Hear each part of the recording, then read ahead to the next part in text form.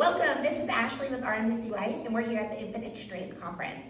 We just got done with an awesome conversation, and I have the fabulous doctor here. Do you mind introducing yourself? Absolutely. Dizon. I'm a professor of medicine and surgery at Brown University, and I run a sexual health clinic at the Cancer Institute. And that's exactly what we want to talk about today. Let's talk about sex, baby. No, I was like, I don't need to say that. But seriously, like horrible, but awesome. So today we wanted to ask you, like, your conversation there was so enlightening. What are your key takeaways, you think?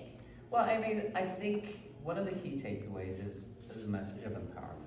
Yes. That even though you might be, dealing with a very serious illness, whether that's cancer, whether that's, a high vertebral injury that's left you a quadriplegic, whether that's Alzheimer's disease or whatever the condition is, you're still a sexual human being. Yes. That is something that no one should ever tell you is not in your cards. We all own our sexualities. It is innately human, and you should never abandon that.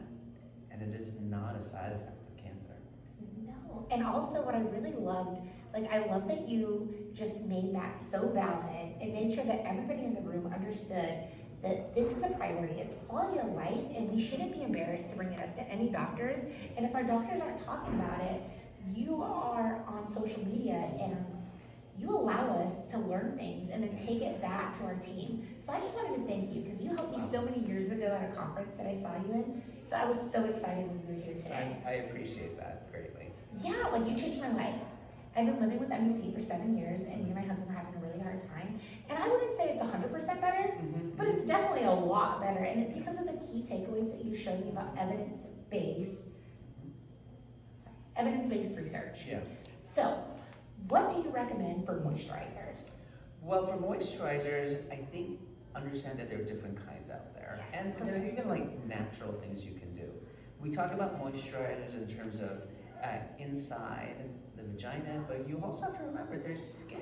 Yeah. There's skin outside the vagina that requires treatment as well. The one with the best evidence behind it is something called Replens. It's polycarbophilic, but some people don't want to use a chemical, so there's parabens-free formulations as well. And parabens can be a weak estrogen in a laboratory setting. Okay. There's never been any studies that suggest the use of parabens increases the risk of recurrence or progression of metastatic disease, but some people want to do something more natural. So there's parabens-free, there's hyaluronic-based moisturizers out there. The issue is find something that won't lead to irritation, that your body, that makes you feel comfortable, and then to use it frequently. And on there, you said to use it every day. 5 times a week. 5 times a week. And that's crazy to me. But then I learned this too, 2 years ago, that you said it's skin. We moisturize every other part of our body. Why aren't we moisturizing our vagina? Right. You tend to think of sexual health as just as activity. It's an activity, but it's not. Yes. It's actually multiple things that when you don't have to think about it, it just naturally works. But after cancer, there's nothing natural about anything you just went through. No. And so thinking about how to reconstruct your body, how to reimagine your relationships, how to re-envision intercourse and intimacy, that's work. Yeah, I literally texted my husband. I was like, we need to have an action plan. I was like, we need an action plan, babe. Yes. What do we want? What do we envision? And I just got re-envisioned, we could take this to the next step. Yes. What else can we be doing? So thank you for giving us that hope. And just remember that, I think when it comes to sex, men and women, totally different planets. In fact, I have seen this as well for same-sex couples, that they approach intimacy and sexuality from a lens of cancer, no cancer. And it just can be very different. So since you brought that up, do you mind talking to us a little bit about the LGBTQ funding and stuff for the grants that are going on? I saw that on your Instagram, and I would love to educate. Yeah. The current administration put out would probably say are a political stance Yes. that views diversity, that views equity, that views inclusion as unethical. And I think to be kind. Yes, of course.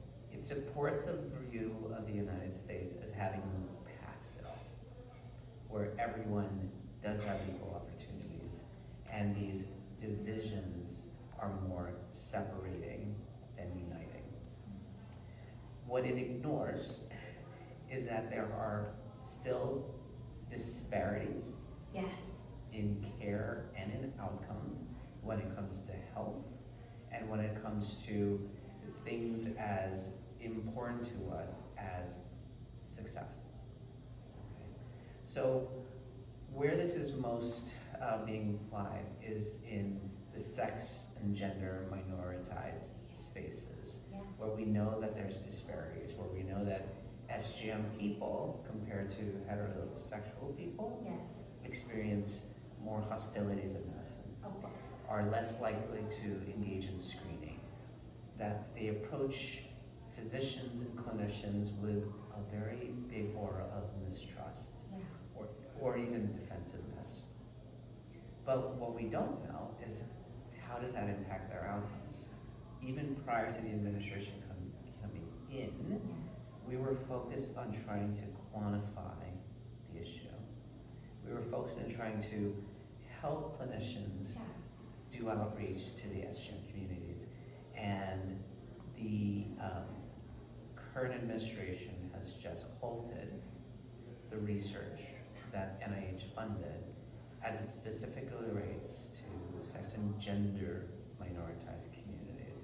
It's been a targeted attempt that has resulted in a sense of erasure of an entire community when it comes to the national dialogue, when it comes to national priorities.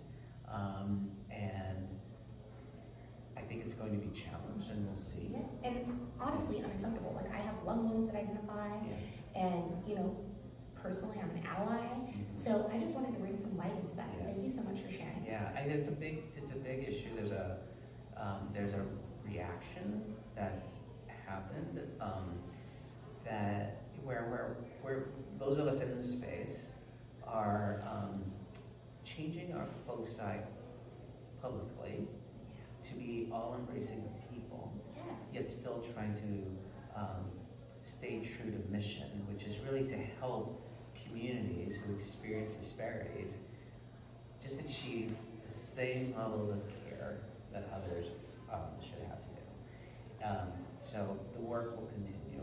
Yeah. And like I said in my Instagram this morning, our silence is akin to us just killing ourselves. And that's I what didn't know what that meant exactly, so I did a little bit of research, and it had to do with the AIDS movement. It did. Yeah. Did. Yeah. So I am old enough that the last time I actually was in New Haven, I was a resident, and I'm talking late 1900s, like I said. You can't even tell. You look good. But as I took care of people dying of HIV. Okay. We had wards where people, young men, young women, were dying of this disease. And I remember, being in the front lines, saying, we need to bring this out into the open. We need to talk about HIV. We need treatments. And this movement that not only tried to, Yeah. but successfully advocated for this, had its poster as silence equals death. And then it was literal. Yeah. But here, it's more metaphorical. And I think it's just a reminder that there are things that have happened in the past within the United States that have quite a bit of relevance today. Yeah. Well, and it's so important for us to use our voices, right? Like, we advocate for so many things. So if all of us get together and we can advocate together, right? Like, silence equals death. And if we don't take a stance, that's something. So, but I'd like to kind of end it with saying, in there you told us to make sure we take up our space. Yes. So what would you like to say to anybody out there? Like, Well, remember that you're not your cancer. Yes. Remember that words matter. Remember that when people refer to you as a breast cancer patient, that you don't have to accept that label. Oh, thank you, sir. That cancer is not an adjective. It is something you are living with, that you're being treated for, that is informing your experience. But that you are also a woman or a man. Mm-hmm. You are encased in a community, that you have priorities of your own, and you have things you need to take care of. And all of that, in a very intersectional way, defines you more than the cancer will. I love him. That's all I have. I was like, I love him. Thank you so much for your time. Absolutely.